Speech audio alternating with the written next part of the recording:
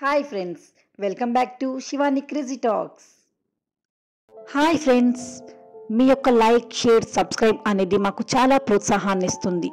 కాబట్టి ఇలాంటి మరెన్నో వీడియోస్ కొరకు ప్లీజ్ మా ఛానల్ని సబ్స్క్రైబ్ చేసుకోండి. ఎండాకాలం సెలవులకి అని వెళితే మా బావ నన్ను. హాయ్ ఫ్రెండ్స్, నా పేరు పద్మ. మాది ఒక పల్లెటూరు. నేను డిగ్రీ సెకండ్ ఇయర్ చదువుతున్నాను. నేను చూడ్డానికి చాలా అందంగా ఉంటాను.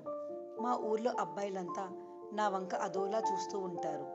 తెల్లటి రంగు, ఎత్తైన అందాలు, పొడవాటి జడ.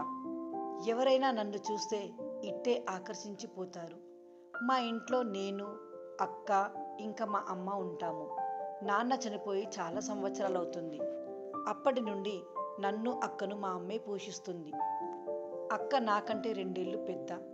ఆమె డిగ్రీ పూర్తి చేసుకున్నప్పటి నుండి ఇంట్లోనే ఉంటుంది. మాకు తెలిసిన చుట్టాలు అక్కకి ఒక మంచి సంబంధం చూశారు. అబ్బాయి వాళ్ళు అక్కకి చూడ్డానికి వస్తున్నారని చెప్పారు. అమ్మ అక్కని చాలా అందంగా రెడీ చేసి వాళ్ళ ముందుకి తెచ్చి కూర్చోబెట్టింది. అబ్బాయి కూడా చాలా అందంగా, చూడ్డానికి అచ్చం హీరోలా ఉన్నాడు. ఇద్దరు ఒకరినొకరు చూసుకొని ఇష్టపడ్డారు. కాసేపటికి నేను వెళ్ళి, అక్క ఎలా ఉంది, నచ్చిందా బావా అని అడిగాను. ఒక్కసారిగా నన్ను అదోలా చూశాడు. శ్రీ షిరిడి సాయిబాబా ఆశీస్సులతో జ్యోతిషం చెప్పబడును. అప్పుల బాధతో బాధపడుతున్నారా? ప్రేమ, పెళ్లి, సంతాన యోగం కలగడం లేదా? ఉద్యోగ మరియు వ్యాపారంలో ఇబ్బందులు ఎదుర్కొంటున్నారా? రాజకీయంగా ఎదగాలనుకుంటున్నారా? అయితే వీటన్నింటికీ పరిష్కారం లభించును. శ్రీ షిరిడి సాయిబాబా ఆశీస్సులతో గురువుగారి అనుగ్రహం పొందాలనుకుంటే వెంటనే ఈ నంబర్కి సంప్రదించండి. 8886784446. మీ సమస్యలకు పరిష్కారం పొందండి. మేము కూడా గురువుగారి అనుగ్రహం పొంది సుఖ సంతోషాలతో ఉన్నాము. మీ అందరూ కూడా ఆయు ఆరోగ్యాలతో సుఖ సంతోషాలతో ఉండాలని కోరుకుంటున్నాము. ఇప్పుడే పైన ఉన్న నంబర్కి కాల్ చేసి మీ సమస్యలకు పరిష్కారం తెలుసుకోండి. అదోలా చూశాడు. ఇక అప్పటి నుండి బావ కళ్ళు నా మీదే. ఎక్కడికి వెళ్ళినా నా వంకే చూసేవాడు.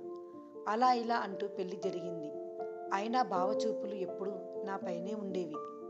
పెళ్ళైన కొన్నాళ్ళకి ఎండాకాలం సెలవులకి అక్క వాళ్ళ ఇంటికి వెళ్ళాను. నన్ను చూడగానే బావ కళ్ళల్లో ఆనందం పొంగుకొచ్చి, రా పద్మ, ఎలా ఉన్నావు, చాలా రోజులకు వచ్చావు అంటూ, ఏమోయ్ ఇటు చూడు మీ చెల్లి వచ్చింది అని అక్కని పిలిచాడు. అక్క బయటికి వచ్చి, రా పద్మ, ఎలా ఉన్నావు అని లోపలికి తీసుకువెళ్ళింది. ఫ్రెష్ అప్ అయ్యి రా, అందరం కలిసి భోజనం చేద్దాం. ఏమండి, మీరు కూడా ఫ్రెష్ అప్ అయ్యి రండి అని అంది. నేను వెళ్ళి ఫ్రెష్ అప్ అయ్యి బట్టలు మార్చుకుంటూ ఉండగా బావ ఒక్కసారిగా గదిలోకి వచ్చాడు. నన్ను అలా చూసి, బావ, అయ్యో పద్మ, నువ్వా, సారీ చూసుకోలేదు అని అన్నాడు. నేను తొందరగా బట్టలు మార్చుకొని బయటికి వచ్చేశాను. అందరం కూర్చొని భోజనం చేస్తున్నాము, కానీ బావ చూపులు నా వైపే ఉన్నాయి. అలా భోంచేశాక అక్క నేను కూర్చొని కబుర్లు చెప్పుకుంటున్నాము. బావ మార్కెట్కి వెళ్ళి వస్తాను అని చెప్పి బయలుదేరాడు. సాయంత్రం అందరం టీవీ చూస్తూ కూర్చున్నాం. అక్క అడిగింది, నువ్వు పక్క గదిలో పడుకుంటావా అని. అప్పుడు నేను, పర్లేదు అక్క, నేను ఇక్కడే హాల్లో పడుకుంటాను అని అన్నాను. ఇక్కడ వద్దు పద్మ, చాలా దోమలు ఉంటాయి, ఇంచక్కా పక్క గదిలో బెడ్ పైన పడుకో అని అంది. బావా నేను మా గదిలో పడుకుంటాము, సరేనా అని అంది. సరే అక్క అని ముగ్గురం భోంచేశాక వెళ్ళి పక్క గదిలో పడుకున్నాము. ఒక మధ్యరాత్రి ఏదో స్పర్శలా అనిపించి నిద్రలేచి చూసేసరికి ఒక్కసారిగా షాక్ తిన్నాను. నా బెడ్పై బావ కూర్చొని నా అందాలను ఆస్వాదిస్తున్నాడు. ఏంటి బావా, నువ్వు ఇక్కడ ఈ టైంలో అని అన్నాను.